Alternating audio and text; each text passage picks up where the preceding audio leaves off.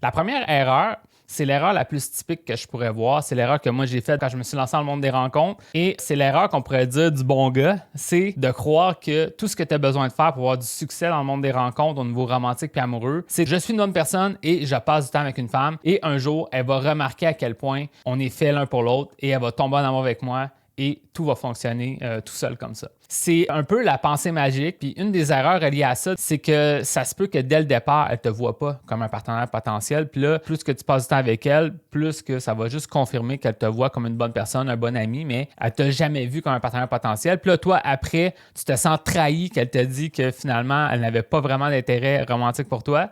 Mais peut-être qu'elle n'avait jamais eu. Donc là, ça, c'est triste, c'est la dure réalité, mais je dois te le dire parce que des fois, certains hommes, surtout quand ils ont moins d'expérience au niveau des rencontres, vont faire cette erreur-là de dire, ben, une femme me donne de l'attention, donc elle doit être intéressée romantiquement. Donc, si je passe du temps avec elle, naturellement, c'est sûr et certain qu'on va débloquer vers quelque chose de romantique.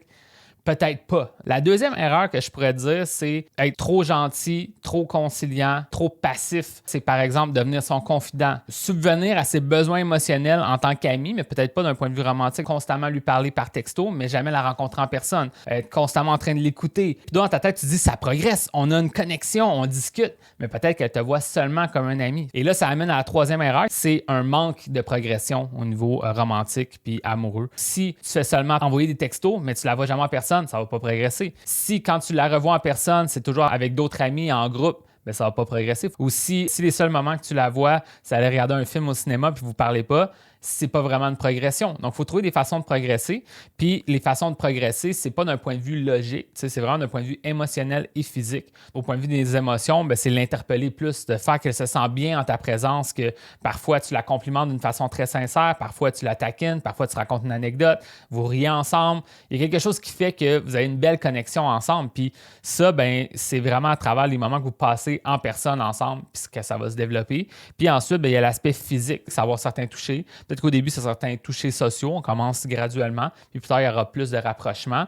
Mais si tu as peur de la brusquer ou tu ne t'affirmes pas totalement par une peur de te faire rejeter, tu la laisses guider où est-ce que s'en va la relation, bien, ça se peut qu'elle s'en aille vers une relation amicale. Donc, c'est souvent ça que moi, je réalise, c'est que, tu sais, on pourrait, d'une certaine façon, nier la responsabilité. Ah, elle m'a mis dans la friend zone, mais au final, la majorité des hommes se mettent dans la friend zone eux-mêmes. Parce que, d'une certaine façon, c'est une question de perception.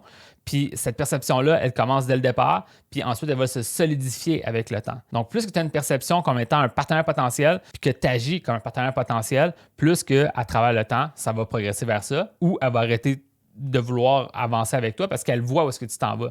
Puis des fois, bien, les hommes qui sont souvent dans cette friend zone-là, c'est qu'ils ont peur de prendre des risques. Donc, ils vont essayer de jouer sur « Ah non, je ne suis pas vraiment intéressé romantiquement. De toute façon, je t'intéressais à être ami avec toi. » Puis là, finalement, ils sont déçus d'être perçus comme un ami. Mais c'est parce qu'il y avait cette énergie-là d'ami. Puis au final, comment tu veux qu'une femme te voit autrement si c'est pas comme un ami quand tu agis comme un ami avec elle? Donc, il y a comme quelque chose qu'il faut que tu changes.